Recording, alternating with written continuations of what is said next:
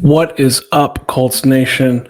Today, on the eve of Indianapolis Colts training camp, we're going to cover the 5 biggest questions that we have headed into Colts training camp. All that on this, the No Horsing Around podcast.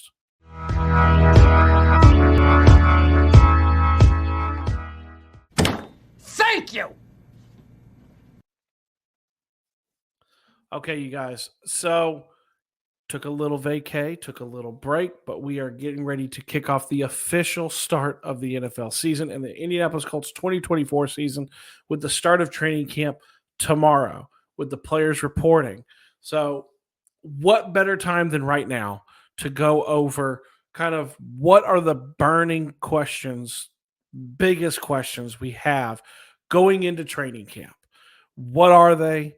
Let's kind of dive in. We'll kind of go right off the top. The easiest one, right, is Anthony Richardson and his development in year 2 after only playing in about 4 or 5 games, finishing really only 1 or 2, hurting his shoulder, being out for the season, going kind of a full go through off-season conditioning and OTAs and mandatory minicamp and all of that, and then kind of his throwing sessions with the players in Florida. What are we to expect? Okay. As Colts fans, I think we've kind of this has kind of elevated over the last, I would say, several months, because we have a lot of national talking heads telling us a lot about Anthony Richardson and what to expect. That if he stays healthy, look out. If he stays healthy, he's a game changer. If he stays healthy and takes that next step,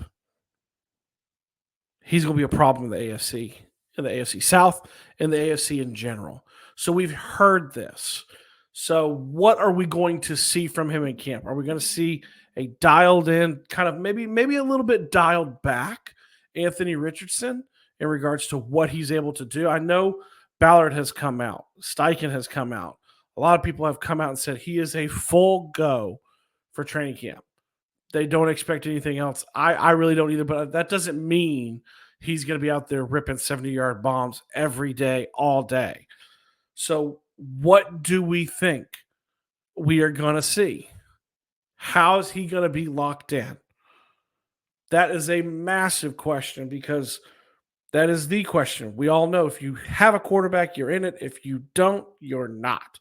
And if he's not, taking that next step, doing what's necessary, mentally taking the reps, physically taking the reps, understanding the flow, understanding Steichen's offense and how to operate it at level, then you don't. So we're going to see a lot of that. We're going to be able to really dive into that as we get into camp and see what he's doing. Number 2, I'm going to dub it like the return of Jonathan Taylor, right? Last year, let's backtrack a little bit. We are about 2 years removed from that amazing, 1,800-yard, 20-plus touchdown season that led a lot of people to say he's the best back in the entire NFL. The following year, dinged up, didn't quite hit 1,000, right? Then last year, contract, PUP, sitting out camp, missing the first 4 games, getting re-injured later. We never really saw, it's widely publicized. We saw, 4 snaps of him with Anthony Richardson to see what that even looks like, right? Can he return to the form we saw 2 years ago? Can he be that bell cow back? If you're asking me, like if you were to ask me, I think he can, but that's not what the purpose of this show is about today. This show is about what are those questions? And that is a massive question. When you go into any group message, any forum, any blog post, any podcast, any radio station, that's a big thing that's talked about is, can he return to the form he had 2 years ago? Really, 3 years ago. Can he get back to that? You combine him with potentially a healthy Anthony Richardson, a healthy Jonathan Taylor. That's a scary option. You guys have heard in my bold predictions before, talking about Jonathan Taylor, how many yards, and Anthony Richardson, how many touchdowns, and what this is going to look like for the two of them in this offense. Part of that is, what does he look like? He looks great. He's looked great in OTAs. He's looked great in the offseason conditioning. He's looked great in videos. He looked amazing in the video they just released, right? Of all of them practicing together down in Florida. But that is a huge linchpin of the offense, especially considering Zach Moss went out the door and you didn't really replace him. You have Trey Sermon and Evan Hull behind him. Those are your backup running backs. I like Trey Sermon, but he's not Zach Moss. So you're looking for Jonathan Taylor to be the bell cow that he once was a few seasons ago. Can he return to that form? He's happy, he's healthy, he's paid. Let's see what he has. That's number 2. Number 3, the pass rush, right? And I know that's a weird one to say, that that's a burning question, because we sit here and we're coming off a season where they set the record for the Indianapolis Colts, the iteration in Indianapolis, not Baltimore, but in Indianapolis, they set the record for most sacks in a season. And I'm sitting here saying the pass rush is something that we want to see. Okay. Quiddy's going into his 5th-year option. Reports as of even coming up all the way to today talking about he has been the most impressive veteran during the offseason workouts, and it looks like he's made the most progress.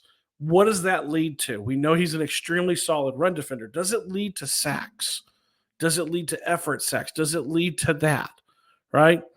Then you combine that, you have DeForest Buckner, you have Grover Stewart in there too. What are they going to look like, another year, And then you've got oh man. You've got the rookie, right? You've got Leatu Latu. What are his expectations? We've talked about it on this show. We've talked about the bold predictions. You guys saw that series before we took the little break on what we think. And one of the bold predictions has to do with Latu. From the moment he's been drafted, he has been touted as walking in as a double-digit sacker. Is that the case? And what does that do to the D-line? Roquan Davis, another massive body. If you've not looked at pictures, look at pictures. In fact, you know what? Just look at this one, and you'll realize, man, that's a lot of beef going around in the middle, right? So what does this all mean for the pass rush? What do we see? Because we also know that Gus Bradley is not prone to blitz. You want to get there with the people that you have, with your 4. Can you do that? What does this look like? And we're not going to see a lot of it, obviously, in training camp, because they're not going to let him hit the quarterback. You're going to see it maybe in joint practices. You're going to see a little in the preseason, but what you're going to be able to see is, do they generate more? And then specifically with Latu, how's he do against ones? Not just ones, but your ones, which is your O-line, which is top 5 in the league. How's he do against them? It's a really interesting thing to watch and to see. This leads to number 4, I'm sorry, which is the defensive secondary. I think this is direct correlation to the secondary, because if you get pressure, it's easier on the corners. And the corners, we know, are young. They're extremely young. Out Juju, you got Kenny Moore, right? And that's it. And then in the safeties, you have an extremely still young Nick Cross, and you got I think, a very talented Julian Blackman that you need back there. But how do they look? What is this going to look like? Are they blowing coverages? Because you can see that in training camp. You can see what that looks like. And does that lead to the Colts making a signing? I don't think they're going to sign a corner. We said that all offseason. I think they are very happy. I think they've built those scars. They've learned those lessons. I think Ballard was really big on pointing out they were very young last year. Those young guys possibly grew up, and you're going to see what they're doing now. Juju's got to stay healthy. And I even forgot, I'm sorry, I'm sitting here and I forget the return of number 21, Dallas Flowers, is coming back, who looked good prior to his injury, but he's also coming off an Achilles, right? What does this look like? You will see it in training camp. You'll see what they look like, because passing's about what you do, right? Are you getting toasted in training camp? And then finally, I think there's so many, but I think number 5 for me that I'm really watching is I'm watching A.D. Mitchell versus Alec Pierce. Kind of overall the wide receiver room in general, but really focusing in on A.D. Mitchell versus Alec Pierce, because Michael Pittman Jr., he's your one. He's your one. He's going to be your one. He's your tone setter. Josh Downs, in my opinion, right now, he's the number 2 coming out of the slot. He is just a machine on picking up the first downs, and I think he's going to be having just an amazing second season. Y'all know how big I am on him coming out of the draft 2 years ago, right? But then you settle in, you go to your 3. Is that 3, that outside threat, right? Is that going to be A.D. Mitchell or is it Alec Pierce? Is Alec Pierce who he is, which is a one-trick pony, which is what a lot of people say, or has he just been really hampered by the quarterback play because of what he does best, which is run deep? You can make 2 different kind of arguments with that, right? Like Michael Pittman Jr. has looked amazing for the most part with any quarterback that you kind of have given him. Now, the bigger the arm with quarterback, the better he's done. And you look at Alec Pierce's first 2 years, you have Matt Ryan, who didn't have a cannon at that point. He kind of had no arm. Sam Ehlinger, who didn't have a cannon, to Gardner Minshew, who didn't have a cannon, right? And his specialty is going deep. But then you look in the offseason, you look at the rookie minicamp, the OTAs, all of that. And A.D. Mitchell just looks like that guy.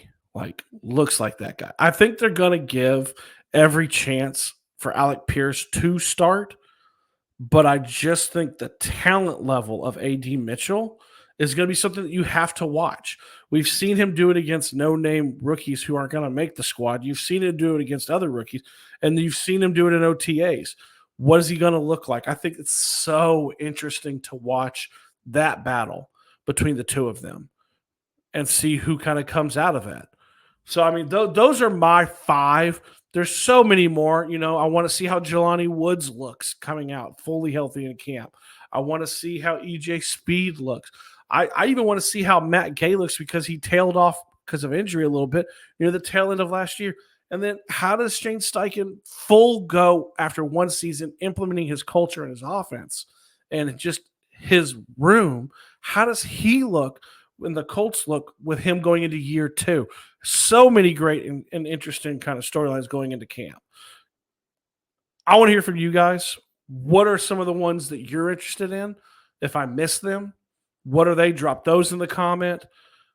I'm just excited because football is officially back as of tomorrow, and the Colts are reporting. So be on the lookout. More videos, more shorts with highlights, all those great things, right?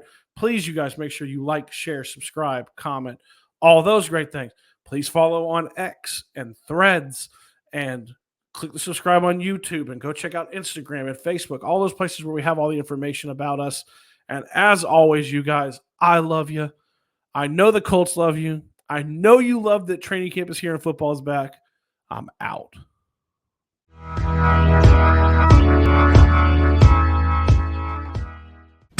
Thank you!